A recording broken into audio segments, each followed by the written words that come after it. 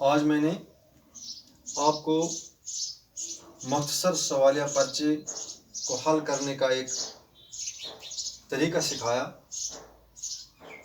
कि हम आज ऑनलाइन क्लासेस जो हम ले रहे हैं या ऑनलाइन हमारे एग्जामिनेशन होते हैं उसमें बिल्कुल मुख्तसर सवाल जवाब होते हैं। सवाल दिया गया होता है एक लाइन में, एक जुमले में, फिर उसके नीचे 4 ऑप्शन होते हैं, 4 जवाबात होते हैं। उनमें से आपको एक इंतखाब करना है, एक चुन लेना है सोच समझ कर। पहले सवाल के जुमले को पूरा पढ़ना है कि मुझे क्या पूछा जाता है, फिर नीचे उसके 4 ऑप्शन दिए जाते हैं, उसके 4 जवाब लिखे जाते हैं, लेकिन 4 में से एक ही सही होगा जिसके ऊपर आपको टिक लगाना होगा। प्यारे बच्चों, मुझे उम्मीद है कि आप अच्छी तरह से इसकी तरफ तवज्जो रखोगे। दिए गए सवालात में सही जवाबात पर टिक लगाइए। यानी आपको सवाल दिया गया है एक जुमले के अंदर, आपसे कुछ पूछा जा रहा है उर्दू के बारे में, तो फिर 4 जवाब नीचे लिखे गए हैं।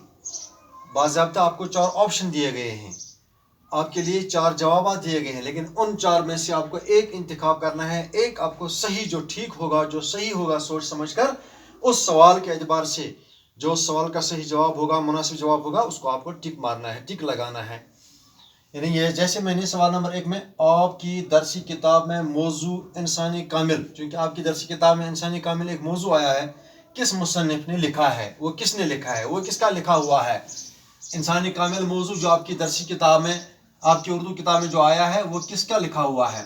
तो नीचे इसके जवाब लिखे गए हैं, 4 ऑप्शन। सर सैयद अहमद खान, दूसरा इकबाल रहमतुल्लाह अलैह, तीसरा ख्वाजा गुलाम सैदैन और चौथा मीर तकी मीर। आपको अच्छी तरह से सोच समझ कर लिखना है कि इंसानी कामिल जो है ये किसका लिखा हुआ है, इसका मुसन्निफ कौन है, इसका मुहर्रिर कौन है, ये मौजू किसने लिखा है। तो हमें सोच समझ कर देखना है। सर सैयद अहमद खान नहीं है, अल्लामा इकबाल रहमतुल्लाह अलैह नहीं है, ख्वाजा गुलाम सैदैन, हाँ इन्होंने इस मौजू को लिखा है, हम इसको टिक लगा देंगे। आप यहाँ भी टिक लगा सकते हैं, यहाँ भी टिक लगा सकते हैं, यहाँ लगाओ तो वो भी ठीक है, तो यहाँ लगाओ आखिर में इसके ऊपर, वो भी आप लगा सकते हैं। इसका मतलब है इन 4 ऑप्शन में से इंसानी कामिल जो मौजू हमारी दरसी किताब में आया है वो ख्वाजा गुलाम सैदैन ने लिखा है। दूसरा सवाल प्यारे बच्चों, जिस नज़म में हुजूर सल्लल्लाहु अलैहि वसल्लम की तारीफ हो उसे क्या कहते हैं।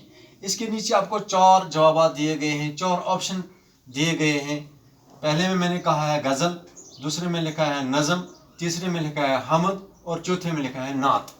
अब आपको पहले सवाल को अच्छी तरह से समझना है। जिस नज़म में हुजूर सल्लल्लाहु अलैहि वसल्लम की, यानी प्यारे नबी सल्लल्लाहु अलैहि वसल्लम की तारीफ की गई हो उसे क्या कहते हैं। क्या उसे गज़ल कहते हैं, क्या उसे नज़म कहते हैं, क्या उसे हमद कहते हैं, क्या उसे नात कहते हैं। यानी 4 ऑप्शन दिए गए हैं, 4 में से आपको एक चुन लेना है, इंतखाब करना है। जो सही होगा, जो सही होगा और क्लियर होगा और ठीक होगा, उसी पर आपको टिक लगाना है। यानी उसको कहते हैं, उस नज़म को जिसमें हुजूर की तारीफ हो उसको नात कहते हैं, उस नज़म को नात कहते हैं। अब तीसरा सवाल जो है, गज़ल के आखिरी शायर को क्या कहते हैं।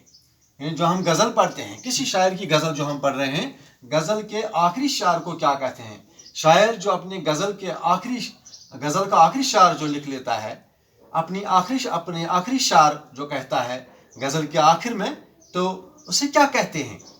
तो मैंने 4 ऑप्शन दिए हैं। पहले में मतला मैंने लिखा है, दूसरे में रदीफ कहा है, तीसरे में मक्ता कहा है, चौथे में मिसरा कहा है।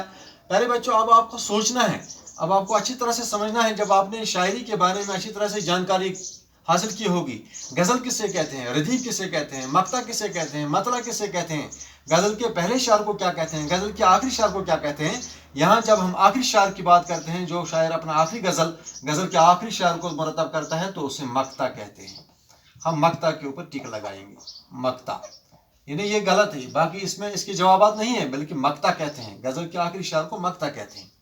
तो चौथा सवाल जैसे प्यारे बच्चों मैंने आपको यहाँ डाला, जिस नज़म के एक बंद में 6 मिसरे हों उसे क्या कहते हैं। यानी जो नज़म 6 मिसरों पर मुश्तमिल हों तो उस नज़म को क्या कहते हैं।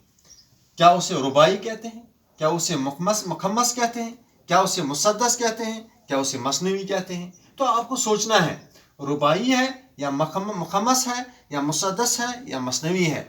लेकिन जिसमें 6 मिसरे हों एक बंद में, उसे मुसद्दस कहते हैं। तो मुसद्दस के ऊपर हम टिक लगाएंगे, मुसद्दस के ऊपर हम लगाएंगे टिक। यानी सही इसका यही जवाब है, मुसद्दस। क्योंकि मुसद्दस सुदस से निकला है, जिसमें 6 मिसरे वाले, जिस नज़म के बंद में, एक बंद में 6 मिसरे हूँ, तो उसे मुसद्दस कहा जाता है। अब यहाँ मसला है, 5वां सवाल, नावल। आपने नावल पढ़ा है प्यारे बच्चों। हाँ, नावल किस ज़ुबान का लफ्ज़ है? यहाँ 4 ऑप्शन दिए गए हैं। क्या नावल अरबी ज़ुबान का लफ्ज़ है? क्या ये अंग्रेज़ी ज़ुबान का लफ्ज़ है? क्या ये अतालवी ज़ुबान का लफ्ज़ है? क्या ये इब्रानी ज़ुबान का लफ्ज़ है? अब इनमें से आपको चुन लेना है कि नावल किस ज़ुबान का लफ्ज़ है। आपने पढ़ा है नावल जो है ये अतालवी ज़ुबान का लफ्ज़ है, ये इटलियन वर्ड है, ये अतालवी ज़ुबान का लफ्ज़ है।